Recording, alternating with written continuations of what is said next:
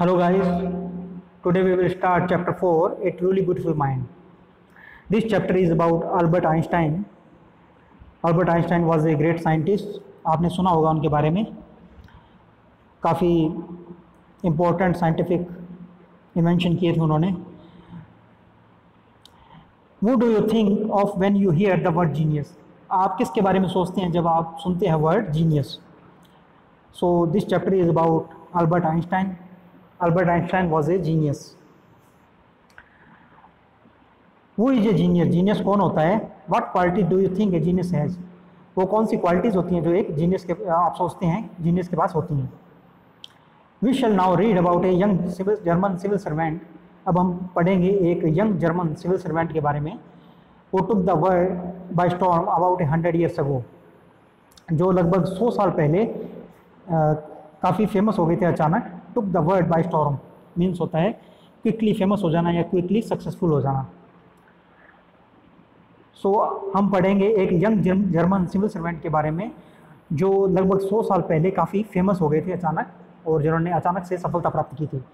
In the summer of 1905 1905 की गर्मियों में द 26 ईयर ओल्ड जो 26 साल के थे 26 साल की उम्र थी जब published in quick succession 4 groundbreaking papers about light, the motion of particles, the electrodynamics of moving bodies and energy.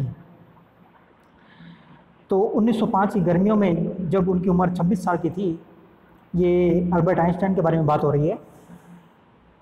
26 year old उन्होंने पब्लिश किए थे लगातार one after another following one another. Quick succession means होता है एक के बाद एक या following one another. 4 ground breaking papers जो साइंटिफिक जर्नल्स होती हैं जिनमें साइंटिफिक इन्वेंशन के बारे में जो रिसर्च पेपर्स होते हैं वो पब्लिश होते हैं. तो उनमें उन्होंने अपने 4 ग्राउंड ब्रेकिंग पेपर्स थे वो पब्लिश किए थे. और वो किस बारे में थे? वो थे अबाउट लाइट के बारे में, द मोशन ऑफ पार्टिकल्स जो मोशन ऑफ पार्टिकल्स थे उस बारे में, the electrodynamics of moving bodies के बारे में एंड एनर्जी के बारे में. तो उनके ये 4 साइंटिफिक पेपर्स थे जो कि साइंटिफिक जर्नल्स में पब्लिश हुए थे एक के बाद एक. His work took up only a few pages in the scientific journals.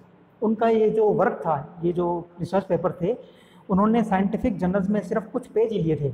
But change forever our understanding of space. पर उन्होंने हमारी जो अंडरस्टैंडिंग थी स्पेस के बारे में वो हमेशा के लिए चेंज कर दी.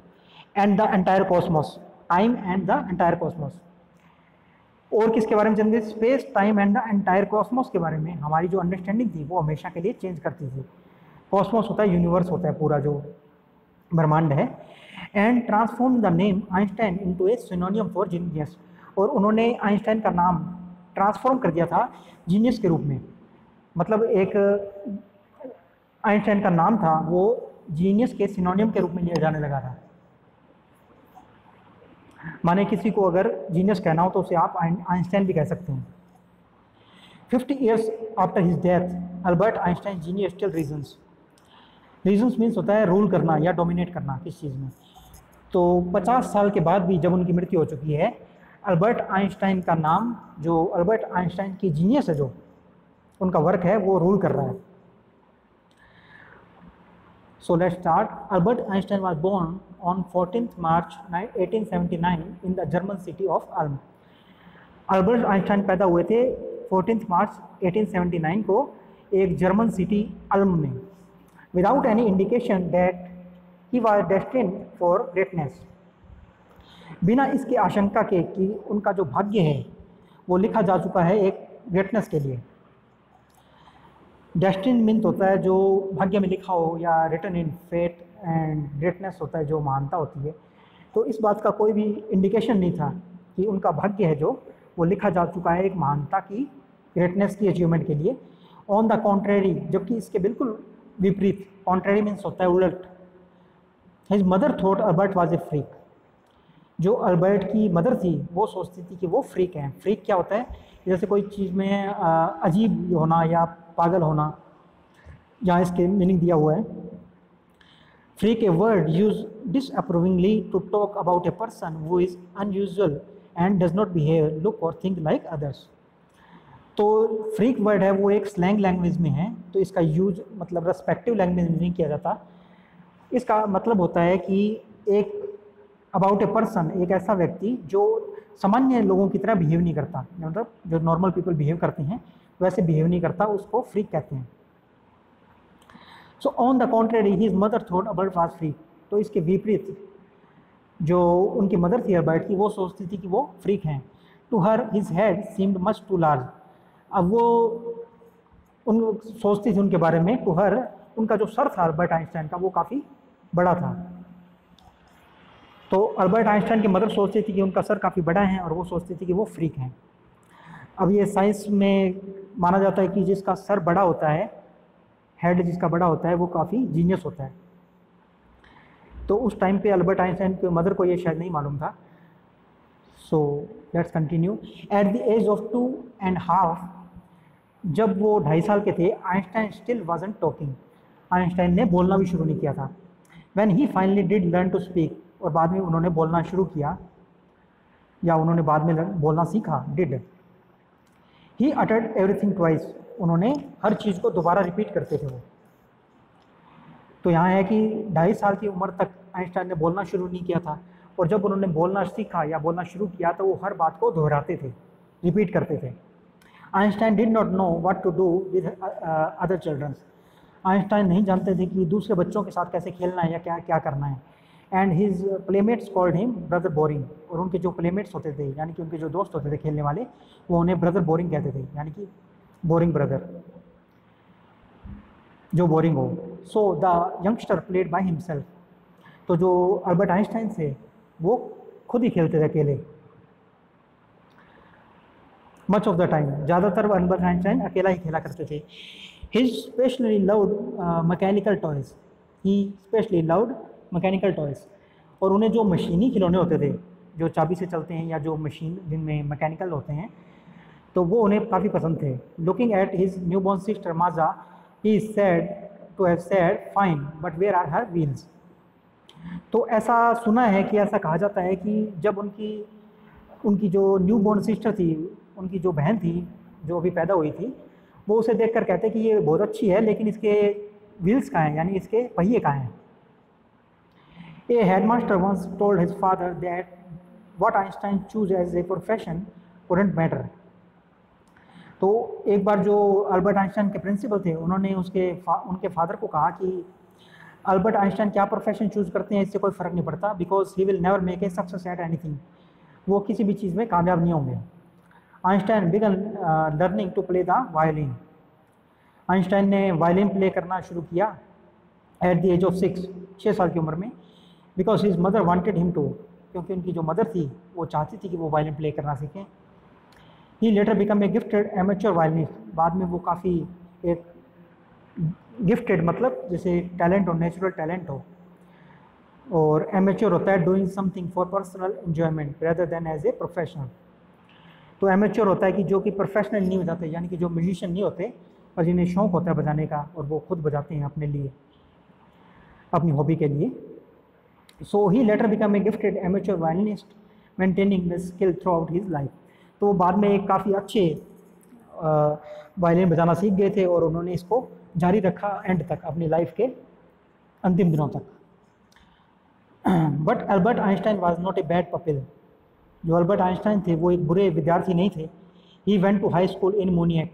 वो हाई स्कूल में गए थे मोनियक में, where Einstein family had moved when he was 15 months old. और वहाँ मोनियक में अल्बर्ट आइंस्टाइन की जो फैमिली थी वो मूव कर गई थी जब वो 15 महीने के थे, यानी कि शिफ्ट कर गए थे। And scored good marks in almost every subject. Albert Einstein को जो good marks in almost every subject, लगभग हर सब्जेक्ट में अल्बर्ट आइंस्टाइन अच्छा स्कोर करते थे। Einstein hated the schools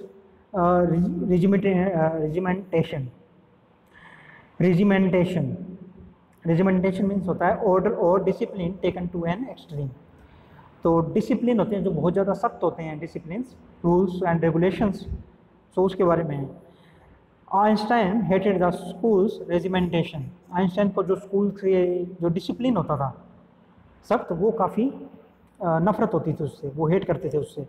and often clashed with his teachers. और उनके काफ़ी डिस्प्यूट होते थे अपने टीचर्स से। क्लैश होता है जो कुछ वाद विवाद हो जाना या कुछ बहस हो जाना। At the age of 15 Einstein felt so stifled there that he left the school for good. तो 15 साल की उम्र में आइंस्टाइन ने फील किया काफ़ी सफोकेशन। स्टिफल्ड मीन्स होता है जब कोई सांस भी ना ले पाए, या फिर unable to breathe and suffocation, या जो डिसिप्लिन का माहौल होता है उसमें दम घुटने लग जाए किसी का।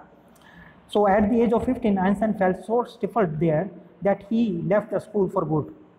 तो 15 साल की उम्र तक आइंस्टाइन इतने ज़्यादा सफोकेटेड फील करने लग गए थे, इतने ज़्यादा मतलब सांस भी नहीं ले पा रहे थे उस स्कूल में, कि उन्होंने स्कूल को छोड़ दिया फॉर गुड, अच्छे के लिए।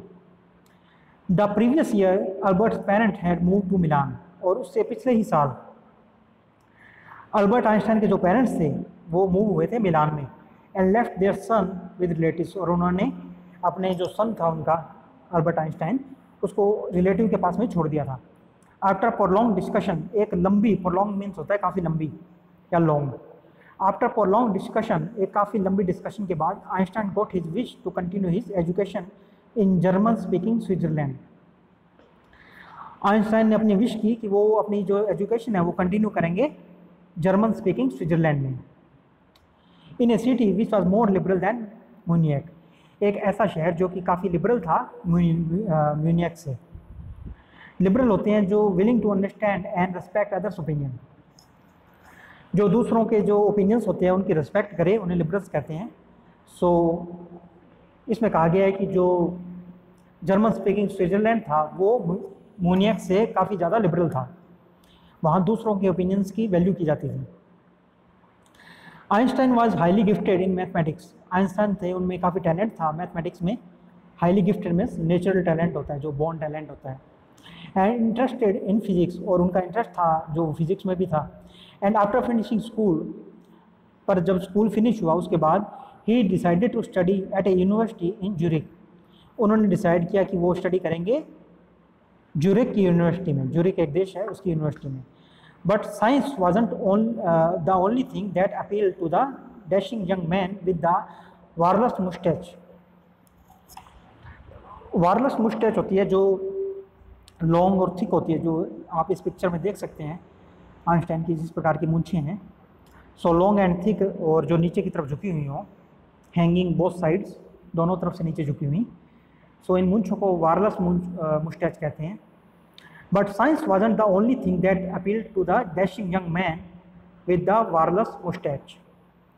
साइंस जो एकमात्र चीज़ नहीं थी जो अपील कर रही थी या अट्रैक्ट कर रही थी इस डैशिंग यंग मैन को। डैशिंग होता है जो काफ़ी एनर्जेटिक हो, इस एनर्जेटिक यंग मैन को अट्रैक्ट कर रही थी विद द वायरलेस मुस्टैच, जिसकी मूंछें थी वो वायरलेस टाइप की थी, यानी कि काफ़ी बड़ी, थिक एंड लॉन्ग थी।